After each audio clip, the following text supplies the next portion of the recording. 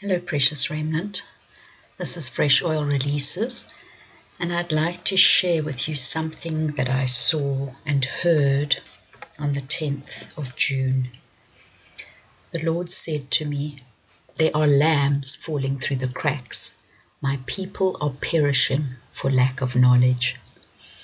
And I heard a great cry from the Lord over this. Great pain was in his voice. And I saw Jesus bent over and sobbing on his Father's lap.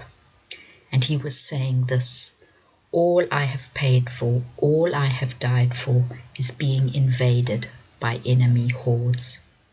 And then I saw the barbaric, demonic faces of riders beating their horses furiously as they rode into battle against the Lord's people.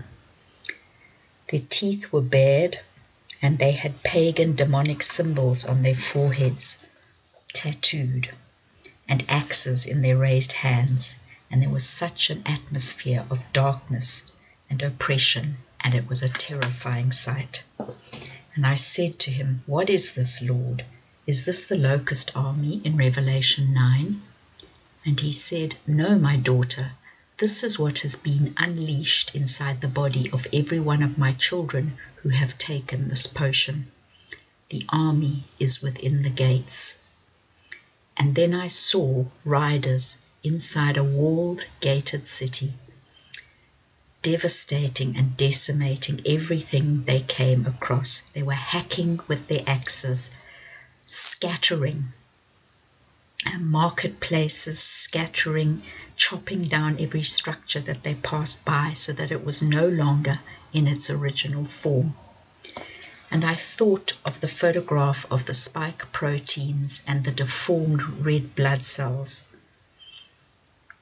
in the photographs of the researcher who studied the bloodstream of people who had taken the potion.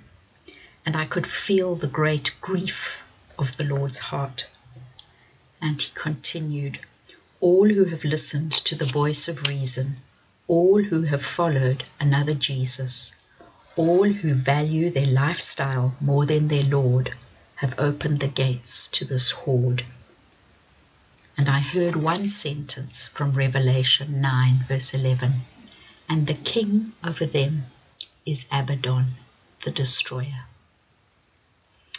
And then Jesus said, "They cry and weep upon their beds, but not from their hearts. They have incurred the loss of health and strength, but they do not cry because they have lost their connection with me. They don't even realize it yet, because their focus is upon themselves and their comfort levels. They did not jealously guard their covenant with me, and now they are overcome." And then I was reminded of the parable that Jesus told, where Jesus spoke to those who had fed the hungry and clothed the naked.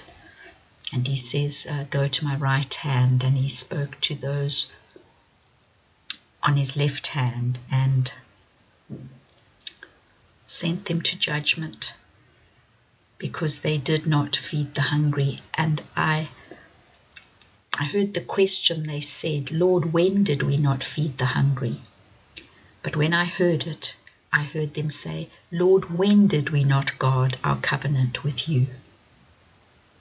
They had no clue that the things they were doing and not doing were being taken personally by Jesus, and that their decisions concerning their bodies were affecting their covenant with him.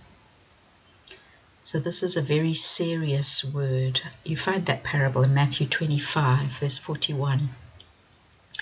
It's a very serious word, and it was really heartbreaking to hear the Lord's cry and the incredible price he had paid in blood to purchase a people and translate them out of the kingdom of darkness into the kingdom of light, and then to have them open the gates to this horde of demonic destroyers.